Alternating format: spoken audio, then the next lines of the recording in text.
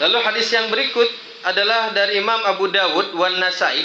Imam Abu Dawud dan Imam An-Nasai meriwayatkan dari Anas, Rasulullah bersabda, "Mathalul mu'mini alladzi yaqra'ul Qur'ana." Perumpamaan orang yang beriman yang membaca Al-Qur'an, kamatsalil utruj katanya. Itu seperti buah jeruk. Rihuha thayyibun, wanginya enak jeruk itu. Wa ta'amuha thayyibun, rasanya juga enak. Ya. Wa mathalul mu'min alladzi la yaqra'ul Qur'an. Lalu perumpamaan orang yang beriman tapi enggak baca Quran, itu kamatsalit tamrati ta'amuha thayyibun wa la rihalaha. Itu sama-sama seperti korma katanya. Rasanya enak tapi enggak ada wanginya. Korma kan enggak ada wanginya. Enggak semerbak gitu. Walaupun ada wangi kalau dicium deket, begini wanginya korma, gitu kan ya. Enggak ada wanginya tapi enak. Itu seperti orang yang beriman tapi enggak baca Quran. Wa mathalul fajiru alladzi yaqra'ul Qur'an kamatsalir rihanata. Kamatsalir rihanati rihuha thayyibun wa ta'muha murrun. Perumpamaan orang fajir itu orang yang jahat, yang tidak membaca Quran, itu seperti minyak wangi. Ngaku beriman, ya, tapi nggak mau baca Quran. Tapi fajir, juga fajir itu berarti ahli maksiat. Itu seperti raihanah katanya, seperti minyak wangi. Wanginya mau semerbak, tapi kalau dicicipin pahit. Rasanya pahit. Wa masalul fajirul ladzi la yaqra'ul Qur'an. Oh, ini yang membaca Quran tadi ya. Orang jahat tapi baca Quran. Itu sama seperti minyak wangi. Ya. Ahli maksiat tapi baca Quran, sama kayak minyak wangi, baunya doang enak. Kelihatannya bagus, tapi rasanya enggak enak. Nah, perumpamaan orang yang jahat yang tidak membaca Quran, kamatsalil hamdalati ta'muha murrun wa la rihalaha. Itu seperti buah yang pahit katanya. Hamdalah itu ada yang disebut labu pahit. Mungkin kalau di kita pare gitu ya. Kayak pare. Jadi rasanya pahit, nggak ada baunya. Udah pahit, baunya pun nggak enak. Langu. Itu seperti perumpamaan orang yang sudahlah dia jahat, tukang maksiat misalnya, dan tidak mau baca Quran. Wa mathalul jalisi shalihin kamathali sahibil miski illam yusibka minhu syai'un asabaka min rihi katanya. Ya. Dan perumpamaan orang yang bergaul dengan orang yang soleh, berkawan dengan orang yang soleh, itu seperti pemilik minyak wangi. Kita bergaul sama orang yang jual minyak wangi, sama orang yang punya minyak wangi katanya. Kalau minyak wanginya nggak kena sama kita nih, nggak bersentuhan dengan kita, tapi paling tidak kita dapat wanginya. Ya. Illam yusibka minhu syai'un, kalau minyak wanginya tidak menyentuh kita, tidak terkena mengenai kita, asabaka min rihi, paling tidak wanginya kecium oleh kita. Wanginya kita dapat walaupun kita nggak dapat minyak wanginya. Ya, kalau kita bergaul sama orang yang punya minyak wangi gitu. Wa masalul jalisi su. Adapun perumpamaan orang yang duduk bergaul dengan orang yang buruk, yang ahli maksiat, itu kamatsalil sahibil kir illam yusibka min syararihi syai'un asabaka min dukhanhi. Sama seperti orang yang bergaul dengan pandai besi gitu ya. Kalaupun kita tidak terkena keburukannya, keburukan itu misalnya tidak terkena cipratan apinya, ya, enggak keberisikan dengan suara takolan-takolannya gitu. Ya. Tapi paling tidak pasti katanya asabaka min dukhanatihi, kita pasti kena asapnya. Ya. Pasti kena asapnya, pasti kena hawa panasnya. Kalau kita bergaul dengan pandai besi gitu ya. Pandai besi itu tukang bikin senjata dulu, makan gedok-gedok gitu ya. Pasti kan ada pembakaran, ada berisik segala macam. Nah, itu perumpamaan-perumpamaan.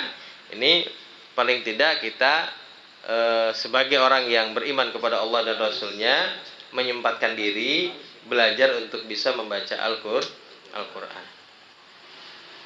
Lalu hadis yang berikut dari Imam Ahmad an Abi Hurairah, man istama ila ayatin min kitabillahi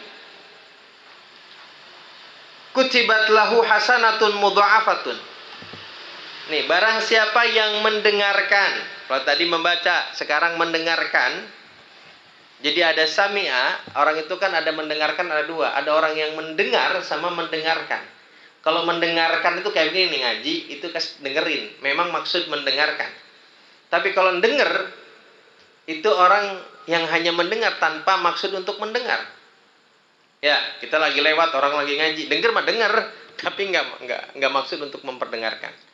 Ya, tapi kalau istama'a, mendengarkan. Ya. Barang siapa yang mendengarkan bacaan satu ayat Al-Quran, kutibat lahu hasanatun mudha'afatun, maka dicatatkan baginya satu kebaikan yang dilipat gandakan pahalanya. Itu kalau kita mau dengerin. Ya, dengerin aja dapat pahala. Bagaimana kalau kita mau baca? Nah, kalau kita misalnya kebacaan kurang bisa atau belum bisa baca, mau dengerin orang baca, pahalanya sama, satu huruf, satu kebaikan, dibalas dengan 10 kebaikan.